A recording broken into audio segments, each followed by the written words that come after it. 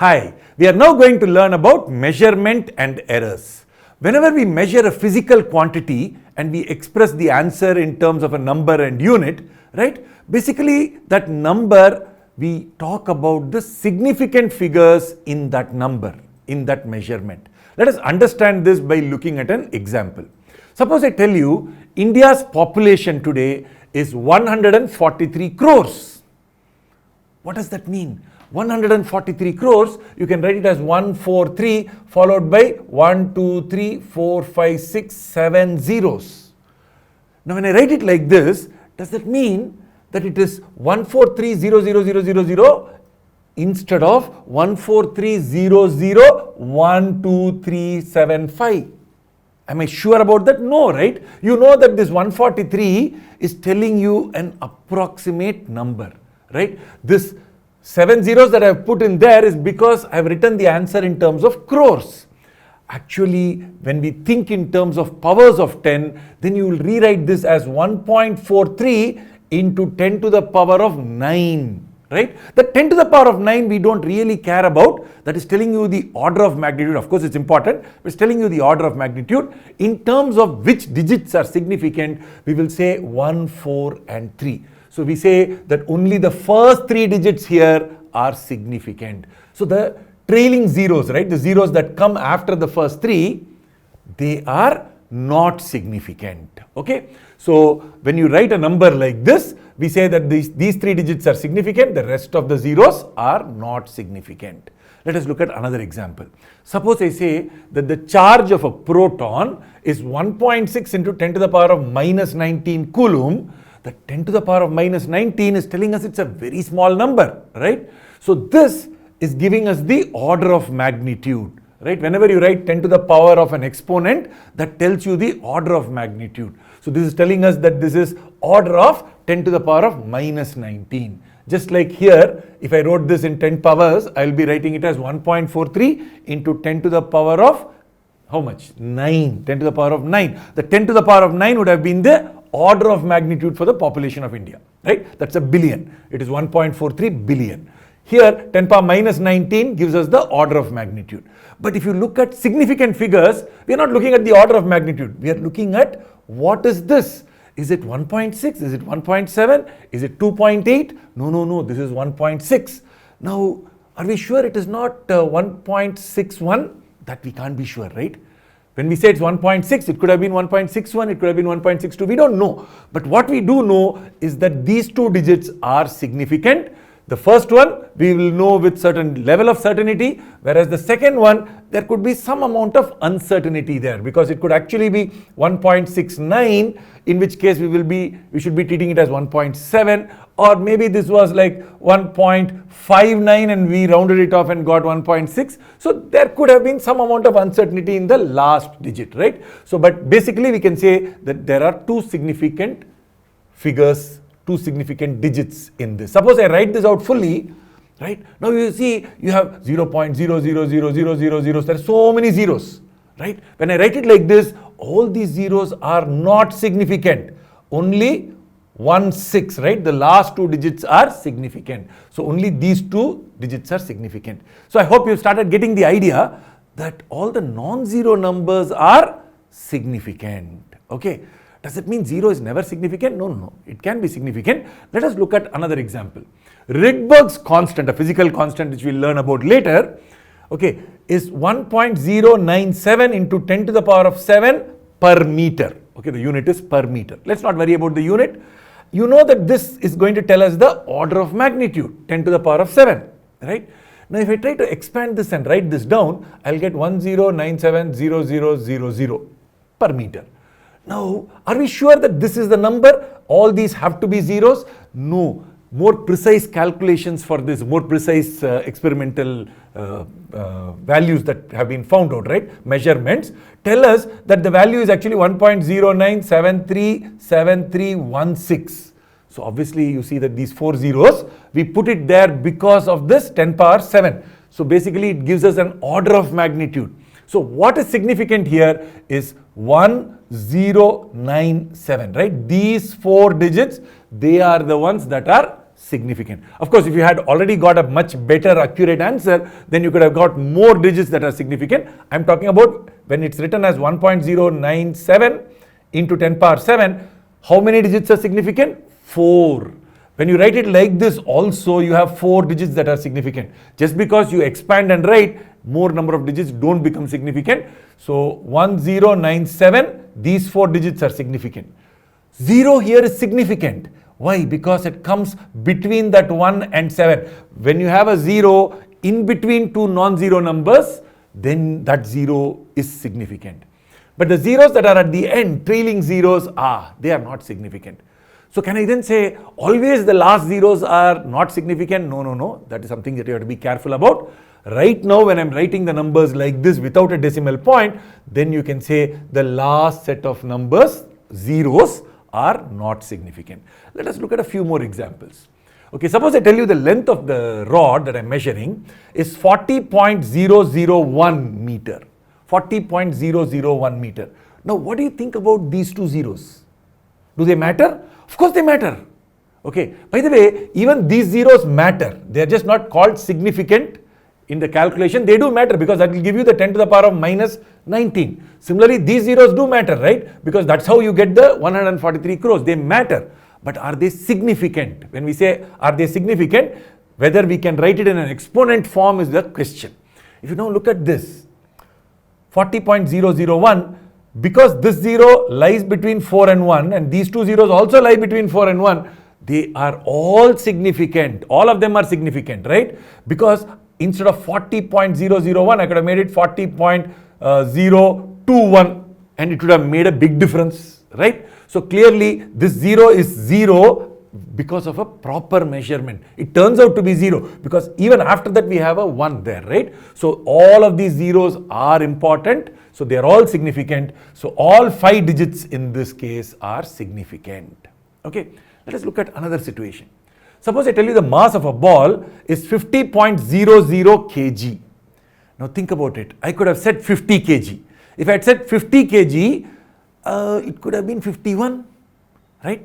Because maybe I didn't measure it very carefully. It could have been 50.9 and I'm just calling it 50 as an approximation. But when I write 50.00 kg, I'm telling you, hey, I know it is not 51. In fact, I know it is 50.00. Maybe there is an uncertainty in the last digit, but it is not even 50.1. It is not even 50.2 or 50.9. It is 50.0. Maybe that last digit there was an uncertainty. So here by writing 50.00, I am emphasizing that these two digits are significant. I could have just ignored it. No, you know that 50 is the same as 50.00, right? But I have not written it that way. I have written it like this so that we remember that these two digits have been measured carefully and they are significant. So in this case, how many digits will be significant? This 5 is significant. Those two zeros are significant. And because they are significant, this 0 which is in between must also be significant. So all 4 digits are significant. Think about it. If I had just written 50 without even the decimal point, then only 1 digit would be significant. Okay. If I had just written this as 50, 1 digit will be significant. Okay. On the other hand, because I have written with a dot, right, with the decimal point, all 4 digits are significant. Let us look at another example. Height of a building, 500 meters. Now think about it. When I'm saying it is 500 meters, whenever we say it is 500 meters, what do you mean? It could be actually 495, right? When we say 500, we are talking about a number which is close to 500. On the other hand, when I say 500.0, that means I'm telling you much more accurately. So here 500 meters, only the 5 is significant. Think of it as 5 into 10 power 2 meters. So basically you think in exponential form, then you will know that this is just 1 digit that is significant. So only 1 digit is significant because we are telling you order of magnitude, right, is 10 to the power of 2, 5 times 10 to the power of 2. Now this could be 5.1, it could be 5.2, we don't know, right? So basically we don't know what's going to come here and there. These are given just like that without actual that level of certainty there. So we can think of this as just 1 digit being significant. On the other hand, if I had written 500.0 meters, Now this is a very different game, right? Because here I'm telling you that these two zeros cannot be anything else. Because of that decimal point followed by that 0, I'm actually telling you that this is significant, this is significant, that 0 is also significant. Because otherwise I would have just called it 500. If I was not interested in telling you that it is very, very clearly, accurately 500, I would have just written it as, suppose I want to say it is accurately 500, I would have said 500 point. Or in this case, I'm saying 500.0. What does that mean? That means it can be 500 point, right? This could have been a 1. Maximum worst case scenario, this could have been a 1. I could have made a small error. Or it could have been 499.99. That is also possible, right? So basically you know that this we could have made a small error here, but basically the error will be here and not here. So that means these are all important, and of course that last digit is always an uncertain digit. So we are going to say that this has, right, if you write this properly in scientific notation, 5.000 into 10 power 2 meters, all the 3 digits there, all the 3 zeros are significant. So this has 4 significant digits, okay? Now let us look at the rules for significant figures. Let us understand the rules for significant figures.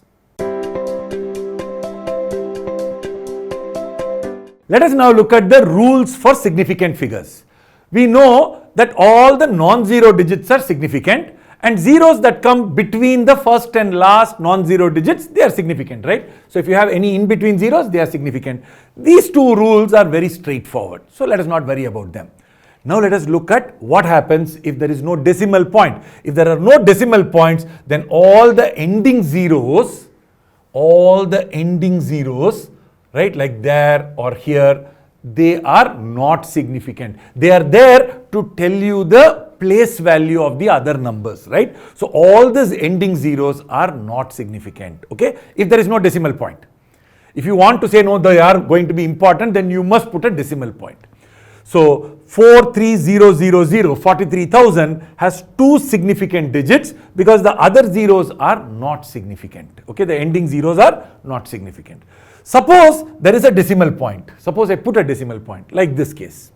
Okay, so 500.0. Once I put a decimal point, all the ending zeros become significant.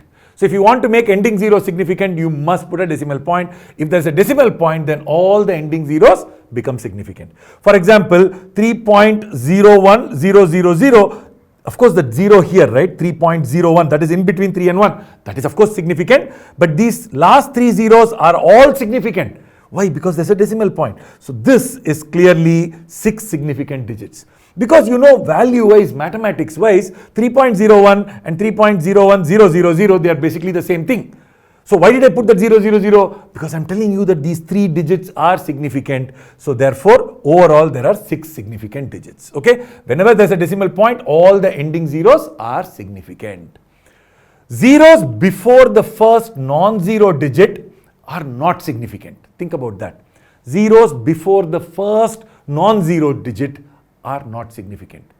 Why will I put zeros before the first non-zero digit? Of course, if it was just like 60 and you want to put a couple of zeros before, that you will never do, right? So suppose I say 0.0020, that is the way you will put zeros before a non-zero digit. You will not say 060, right? You will just write 60. So if I write it like this, 0.0020, this 0 of course doesn't matter, but these 2 zeros are also not significant. Why? Because you can just write this as 2.0 into 10 to the power of minus 3. So basically this 2 is significant and the 0 that comes after that is significant. So 2 and 0, so 2 significant digits in this number.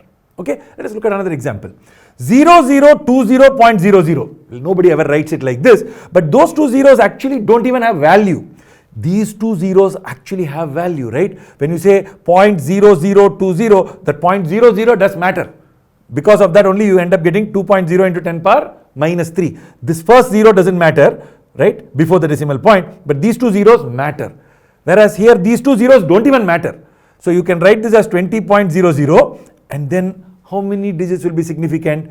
2 will be significant, 0 will be significant, this 0 and that 0. So 4 significant digits. The first 2 zeros don't matter. Nobody will write it like this, but people will write that And in this case, the first two zeros that you have after the decimal point, they don't matter. And of course, the very first zero has no value at all. So that doesn't matter. That is just a convention.